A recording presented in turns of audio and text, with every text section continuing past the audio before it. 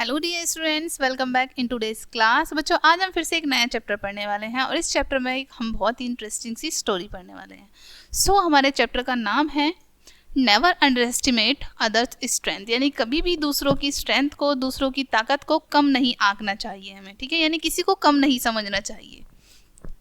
Start करते हैं अपना chapter. Once upon a time, a young boy named Aruni acquired good knowledge of archery, यानी कि एक समय की बात है, एक छोटा लड़का अरुणी जिसने धनुर्विद्या का ज्ञान अच्छी तरीके से प्राप्त कर लिया था, ठीक है। Due to his expertise in archery, यानी धनुर्विद्या में निपुणता होने के कारण ही बिकेम एरोगेंट, वो जो लड़का है वो बहुत ज़्यादा घमंडी हो गया था। ही thought that he was the best Archer in the world, वह विचार करने लगता है या फिर सोचने लगता है कि वो संसार का सबसे महान आर्चर है, ठीक है, यानी कि सबसे महान धनुर्धर है। He even began to think himself to be a great archer than his guru, यहाँ तक कि वो ये भी सोचने लगता है कि वो अपने गुरु से भी अधिक बड़ा और अधिक महान धनुर्धर है।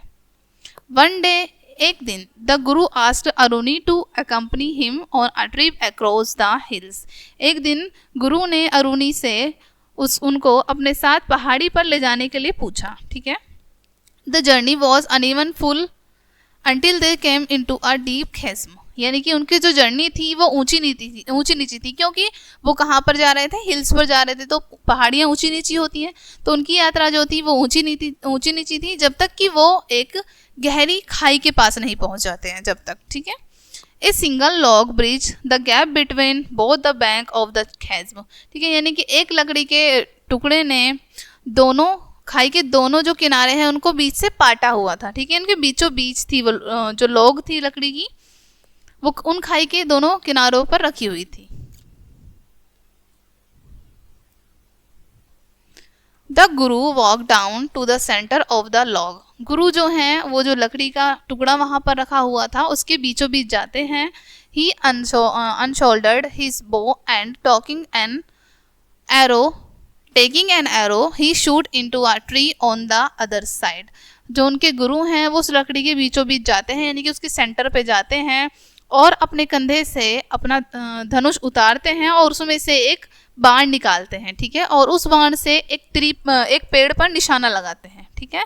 Then he shoot the next arrow which cleaved the first arrow into two, उसके बाद वो फिर से दूसरा एरो निकालते हैं, दूसरा बाण निकालते हैं और वो पहले बाण पर निशाना लगाते हैं, उसको वो दो भागों में विभाजित करते हैं, पहले वाले बाण को। Aruni was taken aback to see his guru's archery skill, Aruni जो है अपने गुरु की ये जो धनुर्विद्या को देखकर अचंभे में पड़ जाता है। It's your turn now, the guru said walk back to where his disciple was standing, उनके जो गुरु हैं वहां पर वापस चले, ऐसा अरुणी से कहते हैं कि अब तुम्हारी बारी है, और जहां पर उनका शिष्य खड़ा था वो वहां जाकर खड़े हो जाते हैं। Thought he was very scared yet carefully made his way the middle, हाँ, यहाँ तक कि जो अरुणी है वो बहुत ज़्यादा डरा हुआ था, फिर भी वो अपना रास्ता जो है बीच में बहुत ध्यानपूर्वक बनाता है। He knew that if he lost his balance, वो जानता था कि यदि उसने अपना बैलेंस खो दिया, he would fall down and may die, वो गिर सकता है और मर सकता है। His hands were trembling with his feeling that he was stranger, यानी कि उसके हाथ जो हैं कपकपा रहे थे क्योंकि उसको बहुत ज़्यादा डर लग रहा था, ठीक है, उसकी जो फीलिंग आ रही थी वो बहुत घबराने वाली फीलिंग आ रही थी, ठीक है। क्यों? क्योंकि उसे लग रहा था कि वो खतरे में है। He could not concentrate on the shoot, और वो जो उसे निशाना लगाना था उस पर वो कंसंट्रेट नहीं कर पा रहा था, यानी कि ध्यान केंद्रित नहीं कर पा रहा था। As a result, when he shoot the arrow, और उसका परिणाम आया कि जैसे ही उसने वो बाण चलाया,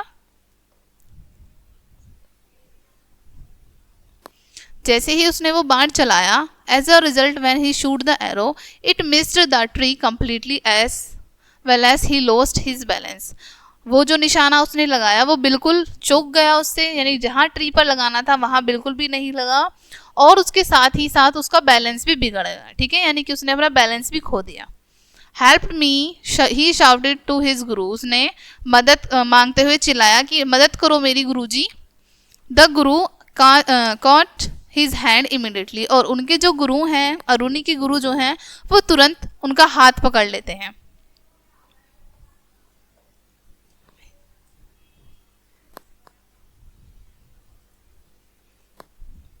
He took his hand moving backward and pulled him up safely, यानी कि वो उनका हाथ पकड़ लेते हैं तुरंत और उन्हें ऊपर खींच लेते हैं सेफली, ठीक है, यानी सावधानी पूर्वक।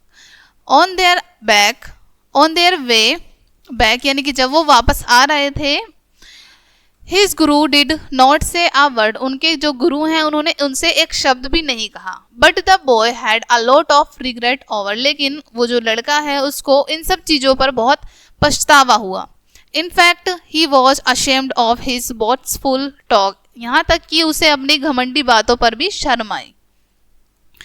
One should not regret himself herself superior than others, यानी कि किसी भी व्यक्ति को कभी भी अपने आप को सर्वश्रेष्ठ नहीं मानना चाहिए, ठीक है। Above all we should never underestimate others talent, strength and skill, और इस पर हमें जो दूसरे व्यक्ति हैं उनकी स्किल्स को, उनके टैलेंट को, उनकी स्ट्रेंथ को कम नहीं आंकना चाहिए, ठीक है, अंडर एस्टिमेट नहीं करना चाहिए। Let's give a thought.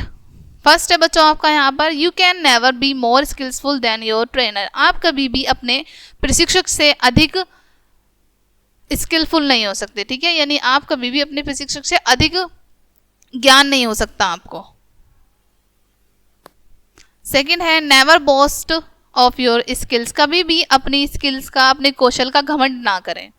Third है we should always give due respect to our guru irrespective of her age and status, हमें अपने गुरु को उनकी उम्र और उनका स्टेटस देखे बगैर उनको रिस्पेक्ट देनी चाहिए, ठीक है, यानी कि हमें इन चीज़ों से कोई फ़र्क नहीं पड़ना चाहिए कि उनकी एज क्या है, उनका स्टेटस क्या है, वो कैसे हैं, हमें अपने गुरु को, सभी को सम्मान देना चाहिए।